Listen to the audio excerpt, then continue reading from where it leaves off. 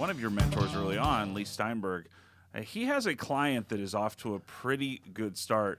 And Leigh Steinberg, who had super agent, you were his CEO for a period of time. You guys had 8 number 1 overall draft picks.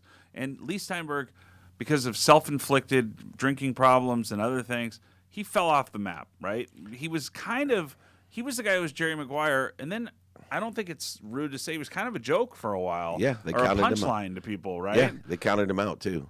Well, Pat Mahomes, right? Yeah. People may have heard of him. bit. One of his recent draft picks has really just started off incredible, and Leigh's right in the center of all of it, and it just shows you can rebuild at Leigh's age or any age if you get after it a little bit. Yeah, and it goes back to why Leigh is so good. And the biggest lesson I've ever learned from Leigh is be kind to your future self. So how does he get Mahomes, right? How does he get his rebirth? Is because he represented Mahomes' dad as a baseball player. And so Mahomes' dad knows what I know about Leigh, the good stuff about Leigh. And people are forgiving, and they want a comeback story. And so he entrusted Leigh with his most valuable relationship, his son. And guess what? I'll tell you this. He has come through for Mahomes, including his latest thing, which I think is so Leigh and so genius, that he's not going to allow Mahomes to take any sponsorship endorsement or appearance deals until after the season because he wants him to stay focused in on football. All he's doing is increasing demand. He also is illustrating that he has complete confidence in the performance of Pat Mahomes. So what he's doing, knowing that Mahomes, it looks like Kansas City might go to the Super Bowl, will go to the playoffs, right? Chargers got spanked up on, and you started realizing the only teams the Chargers lost to are the Rams, the Chiefs, and they beat up on Buffalo, who seems like they're a good team. Could be, right? So he's really smart because what happens? He starts taking deals now. Mahomes starts head filling up with that. If he waits till after the season, even if they just make the playoffs, as young as he is, his deals will be worth twice as much. He could take half as many deals, make equal the amount of money, and the demand is right there, and that career will go on and on. That's how he built Aikman. That's how he built Young. That's how he built Moon. And he's building that guy's career. And Mr. Mahomes, the dad, great choice to believe in Leigh Steinberg and to allow the manifestation of being kind to your future self. People are going to make mistakes. When you illuminate the mistakes, Leigh's biggest problem is that he hid his mistakes. And the minute he came out and illuminated his mistakes, people forgave him and took him for what he is, res ipsa loquitur, that which speaks for itself. The man is a genius. He's one of the first agents ever, and he created so many different things. If I had a son that was as talented as Patrick, I would put my son with Leigh Steinberg today. Tiger winning the Tour Championship might have been the coolest thing I've seen outside of the Ryder Cup and the Masters in some time. Absolutely. It was incredible. And it's just amazing how many people are behind the guy. You know, it is the talk. When he won, my phone lit up, and just I love how many men, women, and children love Tiger Woods. And, I don't know how to explain it because it's like Kobe Bryant, too. People make mistakes. They're human. You illuminate those mistakes. Kobe's made his mistakes. Tiger's made his mistakes. Very similar types of mistakes, by the way. Both have an unbelievable following and an unbelievable forgiveness. Do you notice that with Tiger, everybody loves Tiger now, right? Yeah. And everybody loved Tiger at too. one point. But professional athletes especially, right? When you saw Steph Curry get interviewed, and maybe it's the game recognizing game type of thing, but Steph Curry, he gets interviewed on Media Day the day after Tiger Woods wins, and that's all he wants to talk about, right? Yeah. I was at a golf tournament for Don Baylor, who passed away a couple of years ago from leukemia or lymphoma. He has a blood cancer disease, and it was all professional baseball players there, or ex-professional baseball players, and all they could do, Hall of Famers, guys that had an accomplished career, was get on their phones and watch the Sunday afternoon round of Tiger Woods. And I was like, I don't know that another professional athlete has their attention the way that he does. Some Muhammad Ali, but Right. yeah, very rarely. Let me tell you my story that proves that. I'm at the Masters. Chris Carter, Sterling Sharp, Warren Moon, Fred McGriff, the list went on. We're watching the Masters together on the course. And Tiger's walking up, and they all ran like 4-year-olds to run up to the ropes to see Tiger Woods. And Warren sat back with me, and he goes, "Now, David, that's famous. Right? That's famous.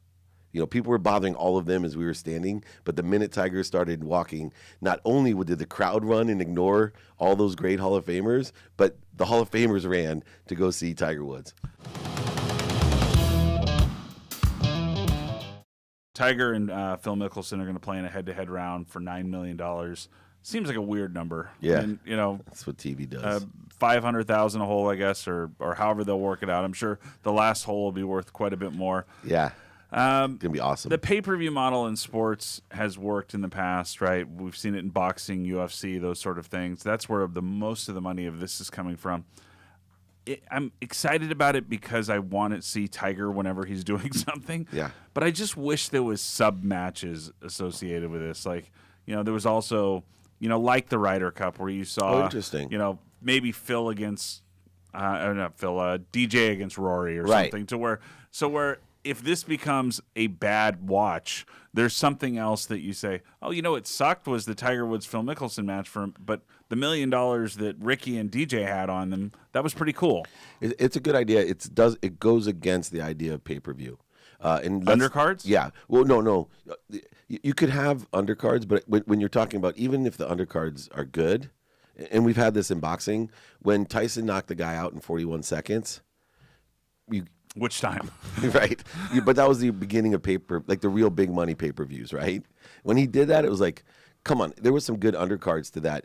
Can you tell me one undercard to a Tyson match? Couldn't tell you. And I watched almost all of them. I can't either, to be honest. So the difference may be that the golf has more parity. So the names like, Rory versus DJ, that might carry something. I don't think it would it's, cost to me too it's much. that as much. It's the fact that do you think you it's get more a 4 subscribers? or 5 hour round, right? Yeah. So, if you're going to watch something for 4 or 5 hours and it's, let's say Phil goes out and triples the first 7 holes, right? Which, I wouldn't But expect if the that. money goes up, it may be exciting still. For example, if the 18th hole is worth $4 million, or let's say $5 million. Sure. So the other holes are worth $4 million. I think it wouldn't. Still, you wait around and watch. And the I last imagine hole. that's how they're going to do it to hold your interest, right? Because although Tiger beat him 17 holes in a row, Phil's could win $5 million on one hole. That is almost worth watching. All right, you had Paul Rabel on. I spent some time with a professional lacrosse player on Wednesday of this week, and I talked to him. I said, what's the difference between the guy who's the Michael Jordan of lacrosse and the guy who's you? And I didn't mean it disrespectfully to him, but I don't know who he is, right? And he said that when they would have tryouts, somebody would stand like 100 yards away, and I don't know if that's a real number, right? They would hold their hand up next to their ear, and if you didn't hit the hand 5 out of 5 times, they just said, see you next time. Really? That's the accuracy level of these guys. Now, I don't know if it's really 100 yards. That seems far. He might have had an adult beverage or two in him. But the accuracy number that he was talking about was pretty impressive to me, almost at professional golfer level. That is ridiculous. But, these guys, I'm around more of them. Westerfield was on my podcast, and several others. Rob Pinnell, he won the MVP in the U.S., won the championship. These guys are incredible, and it is a mainstream sport that everybody can play, and it just, I think, has enough contact in it, right? We don't have excessive contact, but, like the NBA, there's enough contact in it that makes it a really good, challenging, aggressive sport. I think it's one of those sports, and I don't know a ton about it. I did spend some time with the guy who owned the MLL league because they were doing some stuff at my facility about all-star games and some things.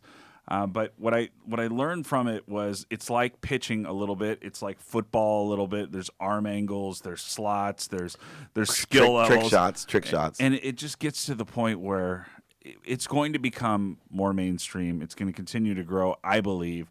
And just the level of athlete there rivals professional soccer player as far. They're running 6-7 miles, and they're doing all these other things, and you don't see a guy grabbing his ankle because he gets bumped into. Yeah, no doubt.